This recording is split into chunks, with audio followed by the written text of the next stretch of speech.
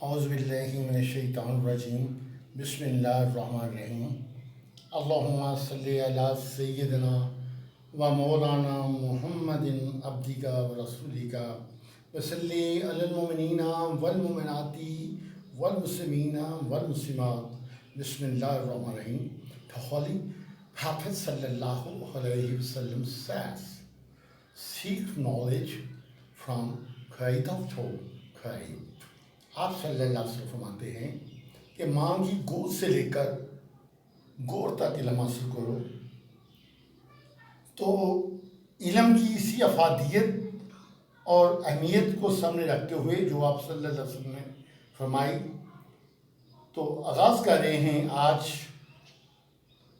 Types of phrases. किसका? Types of phrases. Phrase किसको कहते हैं? फ्रेज जो है एक जुमले को कहते हैं. और फ्रेज पे बात करने से पहले मैं कुछ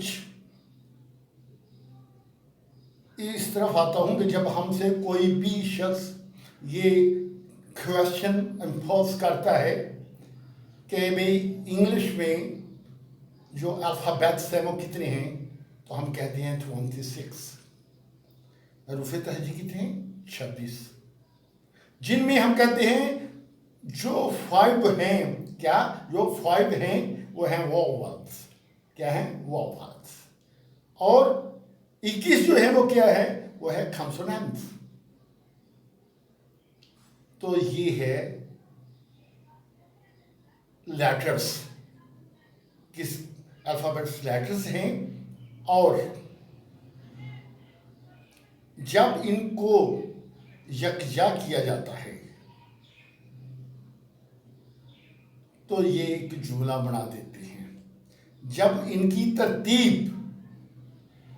का मकसद एक नेक होता है तो ये एक लफ्ज़ बना देते हैं. जैसे टेबल से ये मजमुआ बन गया लेटर्स का, तो ये बन गया टेबल्स. चेयर, जिसको यूके वाले चेयर बोलते हैं और यूएसए वाले इसको क्या बोलते हैं? चेयर. तो ये CHAIR के जो लेटर्स हैं ये मिलकर इन्होंने एक लफ्ज़ बना दिया. अब यहाँ पे ये कहना मकसद है कि जब लफ्ज़ों का मजमूआ, जब अल्फाज का मजमूआ बनता है, एक लफ्ज़ से ज़्यादा जो लफ्ज़ मिलते हैं तो वो एक जुमले को क्या करते हैं? परवान चढ़ाते हैं, उसकी तख्लीक करते हैं. मिसाल के तौर पर हम कहते हैं टेबल. टेबल तो हो गया. हम आप कह देते हैं beautiful. Beautiful table.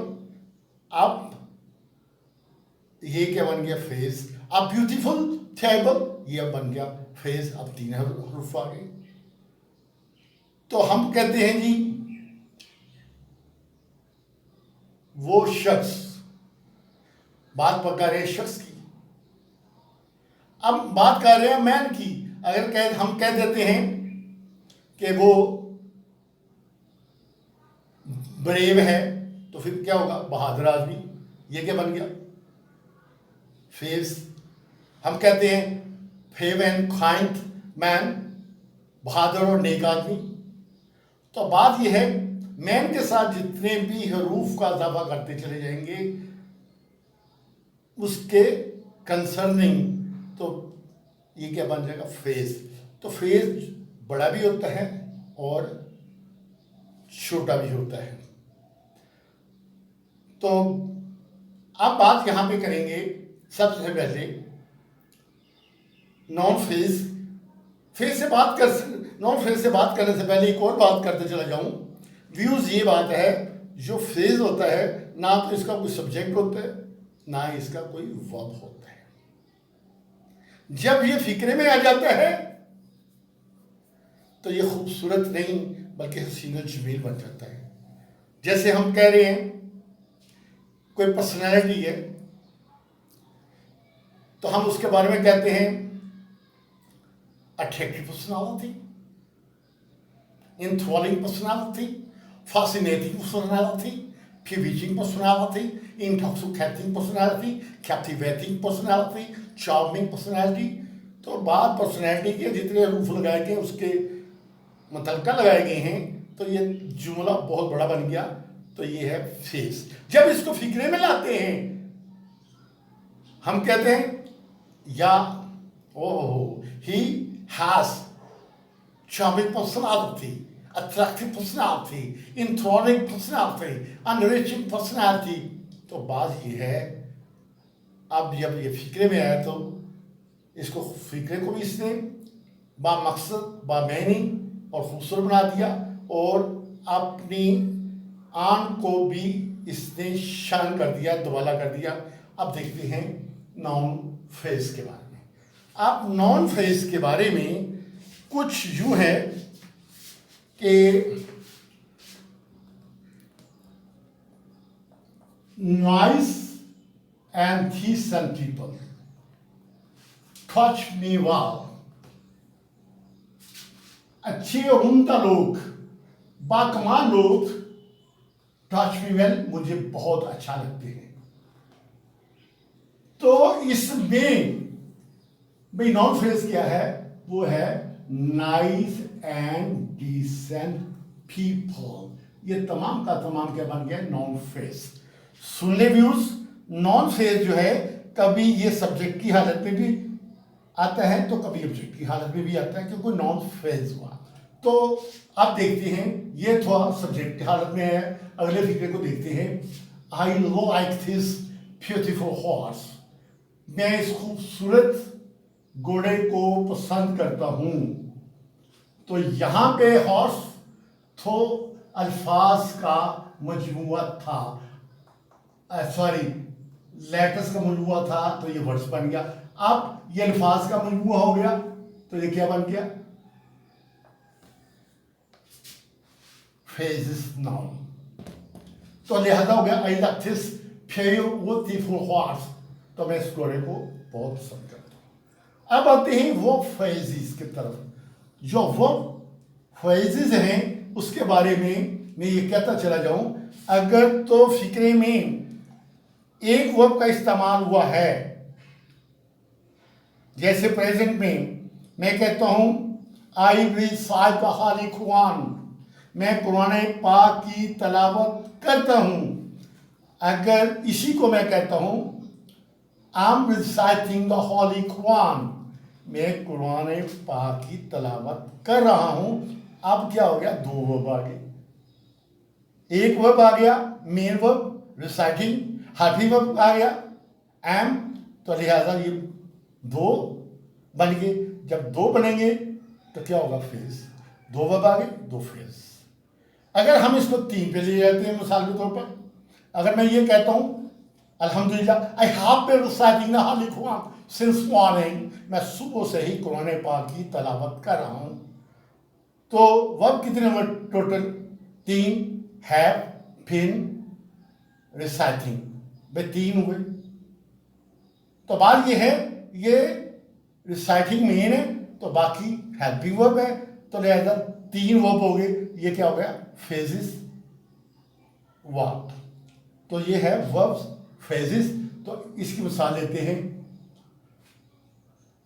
I have been working since morning, कि मैं सुबह से काम कर रहा हूं। तो इसमें हैव बीन वर्किंग, तो ये क्या होगा? कितने वर्ब हैं? तो यार तीन वर्ब है, एक मेन वर्ब, दो बीन, दो हैव, तीसरा। तो इन तीनों को अगर मिल गए हैं तो ये क्या बन गया? फ्रेजेस, जुमला बन गया, अल्फाज का मजमूआ बन गया। इसी तरह हम कहते हैं that should come here, that should come here, और भाई उनको यहाँ पे तशरीफ लाना चाहिए। तो बात ये था, मेन लफ्ज था कम, तो इसके साथ आ गया शुड, ये भी मॉडल वर्ब, हेल्पिंग वर्ब है। तो लिहाजा तो ये क्या बन गया? Phrase verb. ये भी वर्ब फ्रेज बन गया। भाई हम यहाँ पे ये कहते हैं कि उनको यहाँ आ जाना चाहिए था, तो फिर क्या हो जाता है, they should have come here, उनको यहाँ आ जाना चाहिए था, तो फिर क्या होना था, फिर शुड हैव कम, हैव का इजाफा हो जाना था, तभी फ्रेज। यानी कि एक लफ्ज से जायद जितने भी अल्फाज होंगे वो किस में आएंगे, वो फ्रेज में आएंगे। खाली लफ्ज जो होगा वो लफ्ज ही कहलाएगा, लेकिन उसके साथ जितने अल्फाज मिलते चले जाएंगे, शर्त यह है कि उसके साथ कंसर्न हो, तो वो बन जाएगा जुमला। तो यहाँ पे वो फ्रेजेस बन जाएगा, तो लिहाजा शुड हैव ये हो गया वो फ्रेज। अब चलते हैं एडजेक्टिव फ्रेज।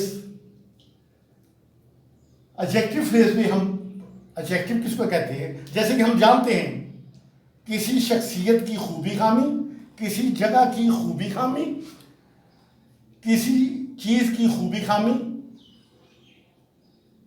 का नाम एडजेक्टिव है।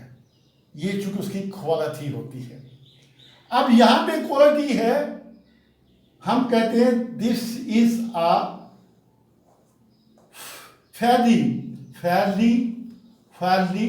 Room, is a fairly room.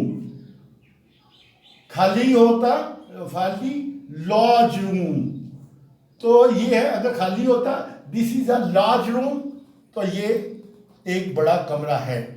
तो अब लार्ज को जो एडजेक्टिव था, जो खूबी थी, उस खूबी को बढ़ाने के लिए हमने आ फैली भी लगा दिया, तो ये दो अल्फाज का इजाफा हो गया, तो ये क्या बन गया, एडजेक्टिव फ्रेज। इसी तरह हम देखते हैं मारिया इज बाई खुदकार। अगर हम ये कह देते हैं कि मारिया इज खुदकार, गुड, तो उसकी क्वालिटी होगी। अब उसी क्वालिटी को चार चार लगाने के लिए हमने इस साल लगा दिया वेरी, आ वेरी, दो अल्फाज का इजाफा कर दिया, तो ये क्या बन गया, फेस, जुमला। तो लिहाजा Maria is a very good car, तो ये गुड था, क्या था, एडजेक्टिव, तो गुड के साथ वेरी आ गया, आ वेरी आ गया, तो ये क्या बन गया, फेस। ये एडजेक्टिव फेस बन गया, क्योंकि इसने क्वालिटीज को उजागर किया, उसकी शान को बढ़ाया।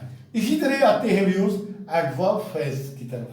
जैसे कि हम जानते हैं जो फ्रेज है वो क्या काम करता है, किसी भी वर्ब की शान को कम करना या बढ़ाना, या किसी भी एडजेक्टिव की शान को कम करना, बढ़ाना, या एडवर्ब यानी कि अपने आप की शान को कम करना, बढ़ाना, किसी का काम है एडवर्ब का।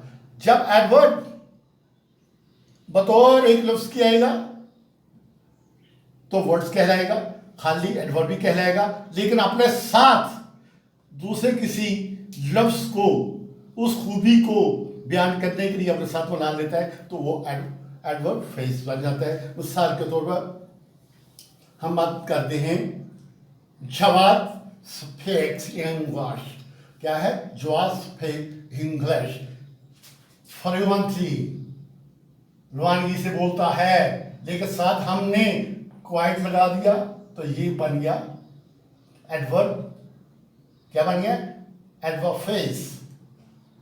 इसी तरह हम कहेंगे Asad runs fast, Asad runs fast, तेज दौड़ता है, एडवर्ब है, और इसके साथ हमने वेरी लगा दिया, यानी कि उस एडवर्ब को हमने बढ़ा दिया, उसकी शान में इजाफा कर दिया वारी लगाकर, तो ये वो क्या बन गया, एडवर्ब फ्रेज। अब इसी तरह आ जाते हैं लास्ट वन पे, प्रोपोजिशन फ्रेज। प्रोपोजिशन जो होती है हमेशा हम जानते हैं किसी जगह के बारे में, किसी वक्त के बारे में, किसी हालत के बारे में, या किसी स्टेटस के बारे में हमें आगाही देती है।